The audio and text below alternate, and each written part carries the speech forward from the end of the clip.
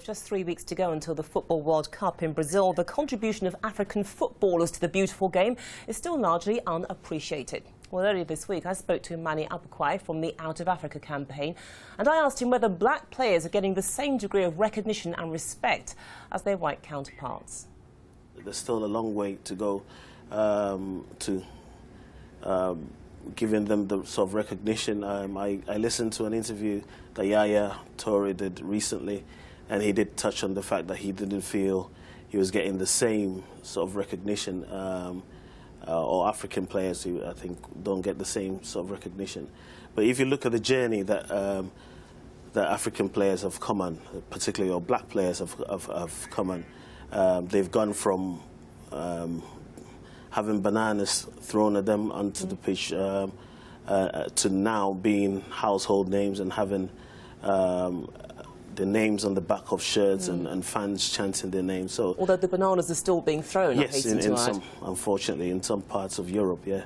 But fortunately, in the UK, I think we've gone past that, and I don't think that will ever be an issue anymore. Do you think that in some respects the United Kingdom is perhaps a bit tougher in terms of dealing with racism, be it from the fans or the players, than perhaps other countries?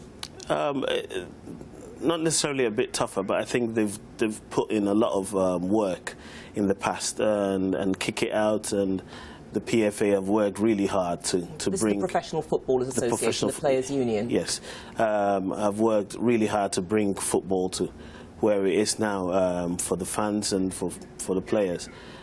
We've still had a few issues in the past. Very recently, or as recently as last year, I think there was the issues with John Terry and Luis Suarez, but those are very little and very few and far between.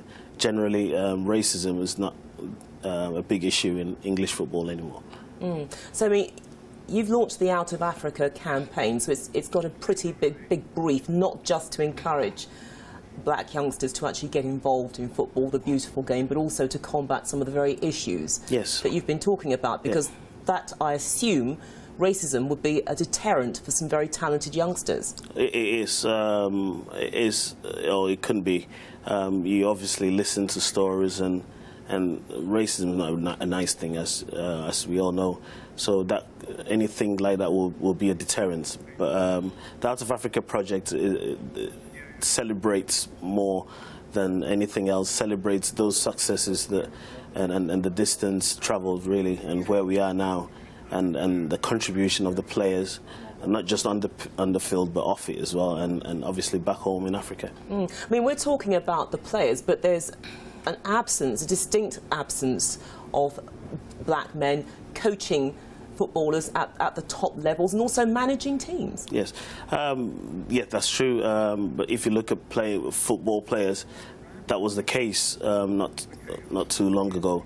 So I think it's a gradual process. But slowly and surely, I think we'll get there. There's a lot of initiatives, especially by Kick It Out again, to encourage black people or black players or ex-players to go into coaching. I don't think it's going to happen overnight. Personally, I think all we need is one good black manager to make. We have had a few, but to make a significant impact, I think, and that will really open the door like it did for the footballers. Timing is everything in life, and it's interesting that this campaign has been launched when we're just a handful of weeks away from the World Cup. So for a black African nation to win the World Cup, really underscoring what you're trying to do. Yes, that would be great if we. I think, for me, we need to get a semi-finalist. We've had a few quarter-finalists. Ghana was unfortunate last time round. They were quite close. Hopefully, we might get a semi-finalist. I have a strong feeling that this year there's gonna be one of the teams who make it that far.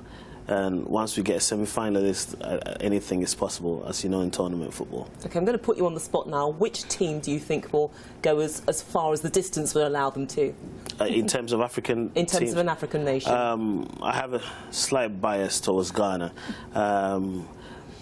But I think on paper, Ivory Coast have got a fairly strong team in terms of, in all the units, defence, midfield and attack.